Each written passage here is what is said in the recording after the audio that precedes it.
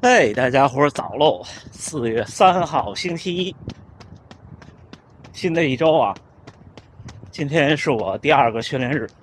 我昨天那个测试完了，挺累的。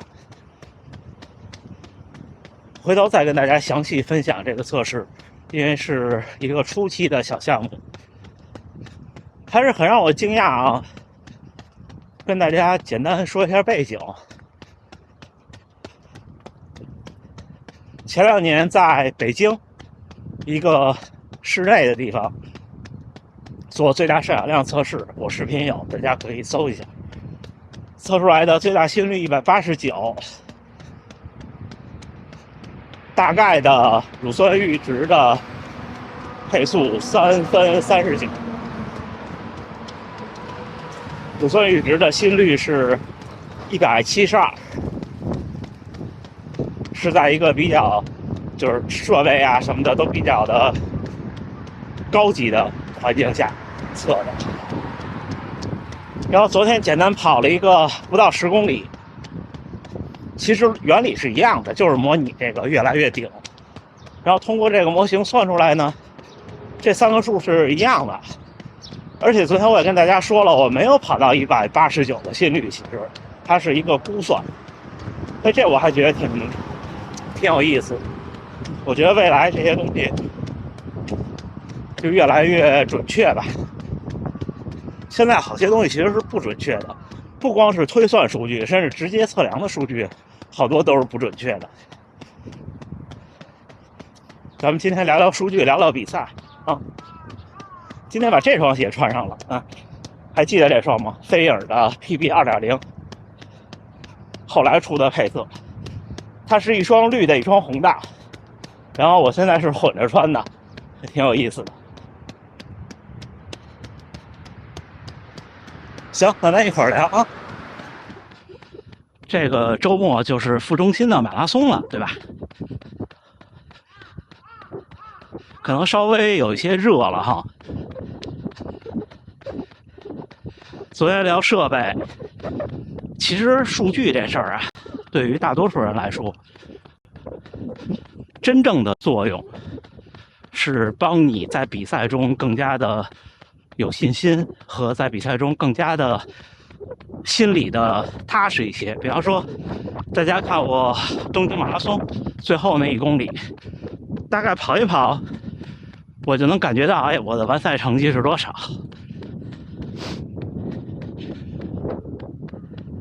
平常训练中，如果您是个健康人，不是小孩老人，其实心率都没那么重要，就是配速还有距离，甚至对于日常训练，距离比配速都重要。这些东西多关注关注呢，至少有一些好处。比方说，前2天我看有一个小伙伴在视频底下评论说，有个人每个月跑1000多公里，然后大多数都是6分钟以外的配速，每周呢跑2次短距离冲刺或者是间歇，全程马拉松的成绩2小时30，我觉得这个了不起。这应该是脱产训练的小伙伴。你们看，比方说1000公里、800公里都是慢的，按6分算；200公里是快的，按3分算。那每天也得跑3个小时呢，我觉得挺了不起的。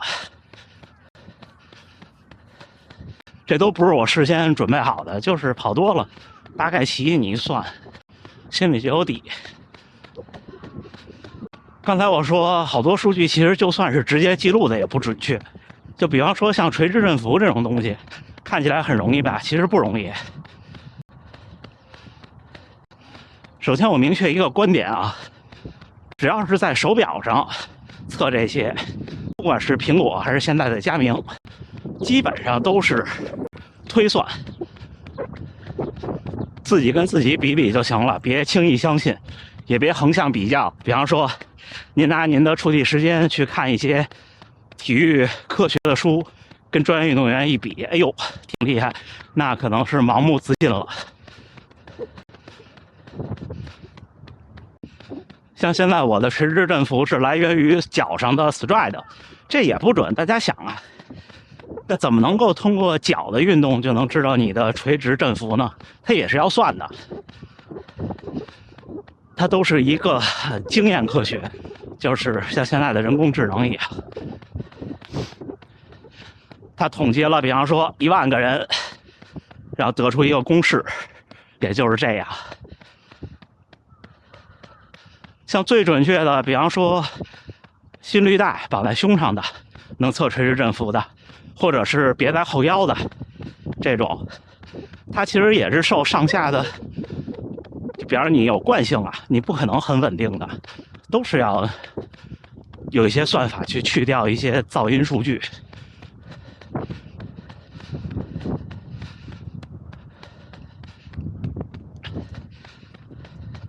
所以大家就关注自己的配速、步频、心率就足够了。步频是目前万世手表测的最准的了，就算你这个手不摆臂，测的也很准。而且它这个数吧，有一个特点，差一点没关系。你说190和195有啥区别？是不是？你也不可能每天都差这一点儿。我的结论是，数据是对普通人最大的帮助，是让你看到自己的进步，或者看到自己的变化，而不是每天回去分析一通，然后指导自己明天的训练。这个专业运动员也做不到。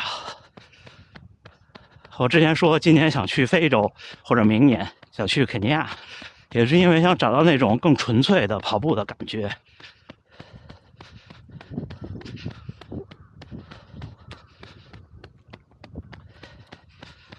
副中心的比赛路线改了，但是其实没有大改，还是那些路，只是他先进那个公园，之后是公路。这有个好处啊，那个公园特荒凉，至少我那年是就没有人，更别提有观众了，就非常非常少的观众。那最后30公里左右在那公园里是挺折磨人的。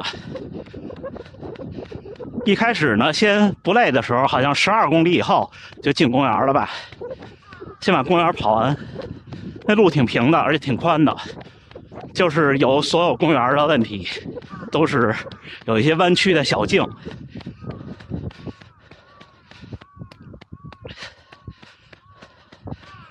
之后最后几公里的路线是跟以前不一样的，那个路终点还是那位置差不多。跑那个马拉松，大家需要注意的就是提前做赛道功课，如果你想冲成绩的话，因为它路特别宽，还是要考虑切线的事儿。当然了，如果您为了冲成绩，成绩很不错，这种规模的比赛不会有人挡着您视野，远远就能看见。我参赛那年最后那个几公里，好几个弯道我都和当时那个女子第一说，我说前面左转，前面右转。我看她其实有些痛苦，因为她上个周末刚跑完好像是密云的马拉松，也是冠军，而且年龄也不小了。那个时候我看她挺累了。那有时候你一走神儿，就很快你就发现你已经跑到要拐弯的地儿了。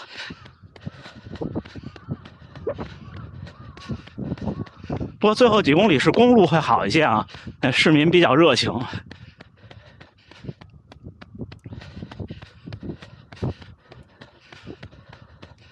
像这个4月份跑全程马拉松就已经不轻松了。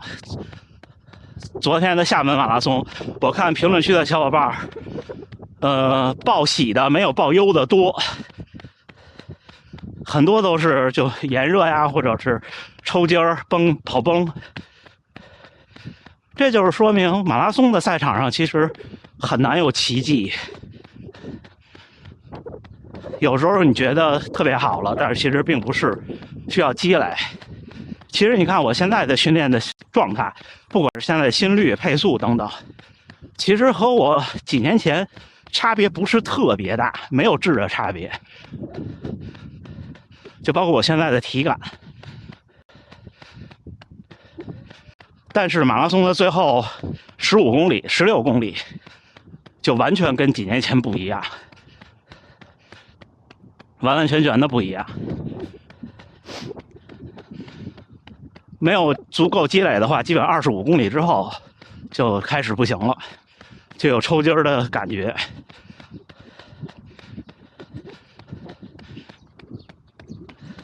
您相信我，就是300公里1个月，坚持干1年到1年半，你肯定不会在赛场上抽筋儿了。而且不是因为您保守了不抽筋儿，是竭尽全力了也不会抽筋儿。你看我这几场比赛，除了东京最后，大多数都是竭尽全力了。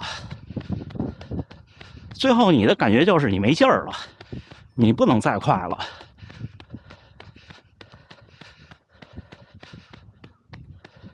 但是呢，你又觉得，哎，我好像还没怎么着啊，怎么就快不起来了呢？你会是这感觉，这就挺奇妙的啊。今天还是跑一个半程马拉松，而且我看北京的半程有一个候补抽签儿，又有之前没中签的小伙伴中了。北京的半程真的值得跑一次那个赛道，不过它那个黑历史，黑带引号啊。之前是北京国际长跑节改的，最后一届的长跑节就是5公里和10公里，我跟家属还参加了呢。那是我第一次10公里跑进50分钟，家属跑了个5公里，那个组织叫一个混乱，要多混乱有多混乱。然后第2年就改成半马了，前2年也是挺混乱的，因为最后疏散的那个地方鸟巢那儿，事实上地铁口是封的，就是你没法从那个地铁走，不像北京马拉松，这就特奇怪。你要么去奥森，要么就再往南一站。但是呢，比赛一结束，我问所有志愿者，所有志愿者都说从哪儿坐地铁走。练了2年啊，到第2年，其实我心里是知道的。我比完赛还跟志愿者开玩笑呢，我说你当真吗？他说他当真，也就是那时候没有拍视频而已。但是这几年不错，这几年很不错，包括2021年吧，那次也是不知道怎么着给我弄一个 B 开头的号，都靠后了。那年我要冲成绩的，然后领号码那天，现场找工作人员，马上就给换，只要你出示你的成绩。而且后来的这个比赛赛道上，水站、志愿者还有赛后体验，真的都挺不错的，所以说明还是在进步。而且那个赛道真的挺容易出成绩的，只有一开始几公里2环有上下坡，但是一开始几公里其实对半程马拉松没什么关系，你就放开了冲，没有关系的。可能比较煎熬的是最后到原来的那个亚运村那个奥体那儿，就是英东游泳馆那儿，好多在那儿跑步的人，每天早晨那儿可能比较荒凉。就是这些比赛最后的大多数的问题都是最后几公里比较荒凉，你就一下周围都没有人，静悄悄的。像那时候我跑得快的，前后也没有太多人，就听见呼吸声，然后每个人都是痛苦面具，感觉时间过得特慢。不过最后冲刺那2、3公里还行，那儿周围都是居民区，有好多给加油的。还是我那个前2天说的啊，半程马拉松放开了冲，全程马拉松你冲不冲的其实不重要，因为你就算前半程冲，想着前快后慢，后半程那个慢，可能是你想象不到的。全程马拉松的成绩就取决于你当时的身体条件，除非你有特别重大的准备失误，否则不会有意外发生。4月3号星期一清晨7点21，训练结束啊，还是一个半程马拉松。今天就是匀速跑，第2个训练日。昨天那个完了挺累，今天就顺其自然，想快就快2步，想慢就慢2步。平均配速4分32，平均心率143，步频196，功率222。你看，我从北京马拉松之后开始有意识的调整发力，调整步频，还有一些效果。那个时候，从去年的夏天一直到去年的北京马拉松这段时间，步频越来越快，越来越快。那时候就是老想着，也是心里急，老想快一些，就觉得用的劲儿不对。那时候每天训练平均可能都得是205，甚至有时候210。心肺压力也大，那段时间心率就会变高。但是其实没有什么秘诀，也没有什么实际的办法，就是有意的调整一下发力，这个还在适应中吧。行，今天跟大家伙闲聊2句数据和比赛。